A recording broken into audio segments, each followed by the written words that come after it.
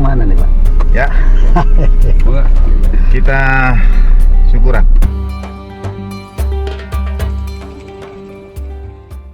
Antara hikmah dan bid'ah itu gimana Pak ya? Oh, Karena sama-sama ujungnya A. Ya, A. Karena kalau misalkan ada peribadatan gitu ya, yang memang ada yang mungkin betul-betul ada riwayatnya contohkan oleh baginda Nabi, ada juga yang mungkin ya kreativitas atau yang lainnya. Ya. Seperti tarawih enggak ya? Ya seperti Maka tarawih itu bidah begitu. Ya. Iya memang dalam hikmahnya enggak dari situ tuh. Ada betul. Ada, misalnya kita menempatkan sesuatu pada porsinya itu. Sebagian mengatakan sholat tarawih ini dimulai di zaman Khalifah Umar. Dalam artian sholat malam di bulan Syawal Ramadan berjamaah. Ya. Tapi sholat malam di bulan Syawal Ramadannya sudah ada sejak zaman baginda Nabi Shallallahu Alaihi Wasallam. Tetapi berjamaahnya baru dimulai dari zaman Khalifah Umar. Kalaulah sesuatu yang tidak dicontohkan oleh baginda Nabi berjamaahnya, lalu dilakukan oleh sahabat setelahnya dianggap bid'ah, maka yang demikian itu bid'ah. Bahkan beliau sendiri, Khalifah Umar sendiri menyampaikannya, ni'matu bid'ati hadhihi, ini bid'ah yang baik ini. Maksudnya bagus nih, walaupun mungkin sebelumnya tidak ada, tapi apa yang salah dengan ini? Nah, mungkin kita ambil hikmahnya. Apa hikmahnya itu? Silaturahmi. Luar biasa ya. Silaturahmi antar warga, antar jamaah, antar keluarga. Banyak hal baik yang bisa diambil dari pelaksanaan ibadah sholat tarawih. Apalagi barangkali di Indonesia itu diawali terlebih dahulu dengan majelis ilmu. Betul. Dan saya kira inilah majelis sholat tarawih lah, majelis yang memberikan kesempatan pada para bapak untuk mengejar majelis taklim ibu-ibu. Di luar sholat tarawih bapak-bapak kurang punya majelis taklim. Oleh ibu-ibu kan menjamur. Sampai ada badan koordinasinya BKMTI ya. Nah bapak-bapak mengejar ketertinggalan skor majelis itu pada sholat tarawih. Biar bagaimanapun bapak pasti kalah karena ibu-ibu tarawih juga. Jadi ya kalau jumlah tarawih jumlah majelis ilmu kalah ya. Bapak-bapak oleh ibu-ibu. Emang bapak-bapak selalu kalah ya. Oh ya? Iya. Saya kira selalu salah.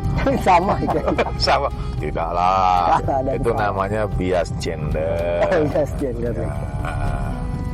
Bagaimana ibu-ibu setuju? Bias gender ini tidak benar itu. Karena hikmah itu bukan berkaitan dengan menang dan kalah, benar dan salah. Tapi sesuai porsinya, sesuai tempatnya, sesuai kodratnya. Kayaknya segala sesuatu kalau berjalan sesuai dengan yang semestinya aman, lancar ini dunia. Betul. Setuju banget saya. Masya Allah. Menyangkut tarawih ini menarik Kiai. Dia itu kan sunnah Kiai. Kalau saya dengar. Sunnah dalam artian dihadapkan dengan padanan setelah misalnya dalil pertama Al-Quran, yang kedua sunnah, atau sunnah dihadapkan dengan wajib, makruh, mubah. Yang mana? Oh, yang itu. Baik. Nah, itu kan biasanya kalau sholat sunnah itu lebih baik itu di rumah, Kiai. Ya, Kiai. Tapi kan sekarang kita lihat dan di negara kita ini khususnya, ibu-ibu itu kan tidak diwajibkan ke masjid gitu, Kiai, untuk sholat itu. Ya, lebih baik melakukan sholatnya itu di rumah. Tapi kan di Indonesia ini begitu, itu gimana Kiai bisa seperti itu Kiai? Menurut pandangan secara kalau berdasarkan hikmah tadi gitu ya. Memang di beberapa negara terutama di Timur Tengah, beliau ini bisa banyak bercerita pengalaman di timurnya cukup banyak. Kalau saya kan ke tengah lagi.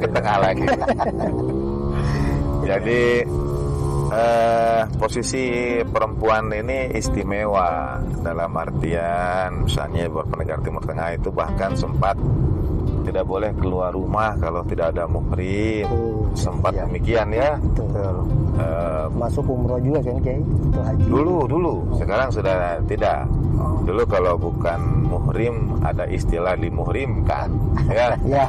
Sehingga kalau jemaah itu kumpul biasanya saya sampaikan mendekat ya, tapi jangan merapat.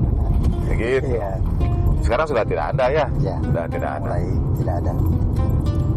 Nah, jadi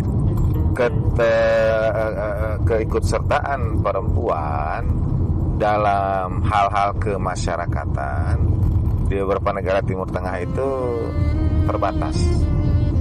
Mau kemana-mana mesti ada muhrim, mau kemana-mana mesti ada laki-lakinya, mesti ada suaminya. Tidak seleluasa di negeri kita. Dulu ya. Bahkan nyetir saja saya kira tidak boleh ya. Dulu ya, benar Kiai. Tidak nyetir tidak boleh.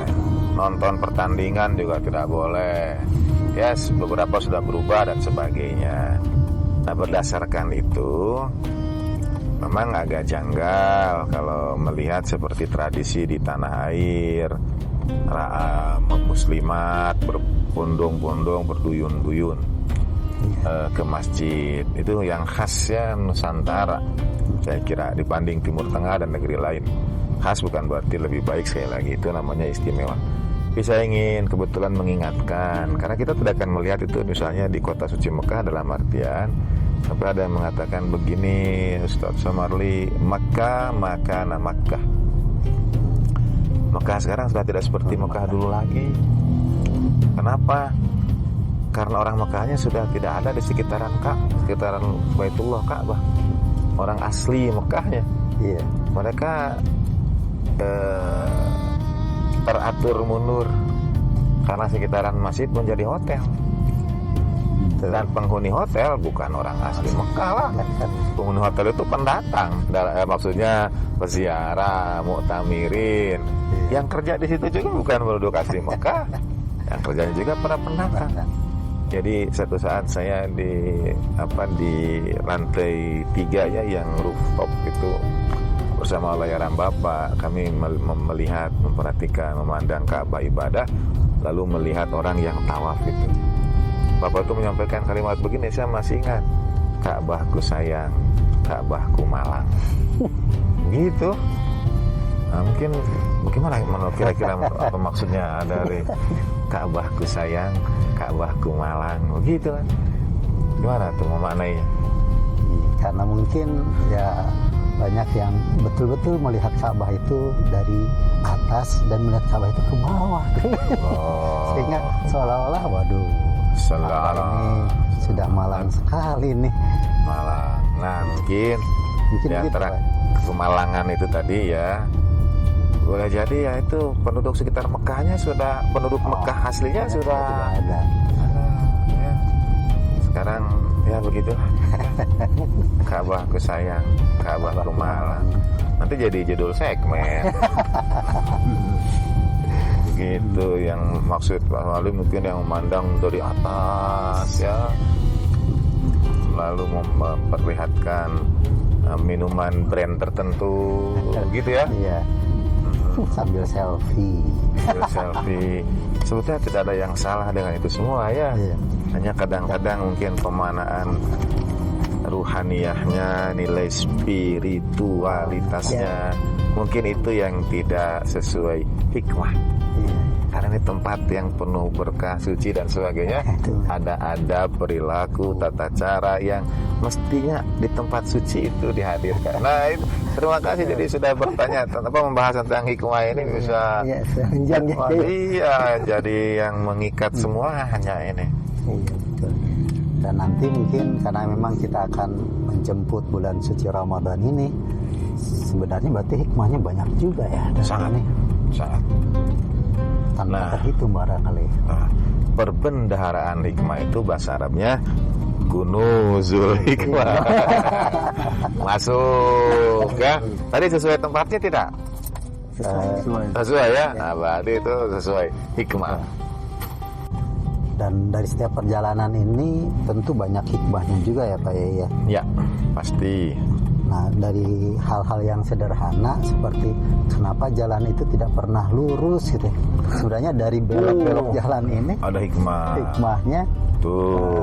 justru karena lebih banyak hikmahnya atau karena memang lebih banyak kendalanya. Pertama, gimana ya? saya setuju. Pertama,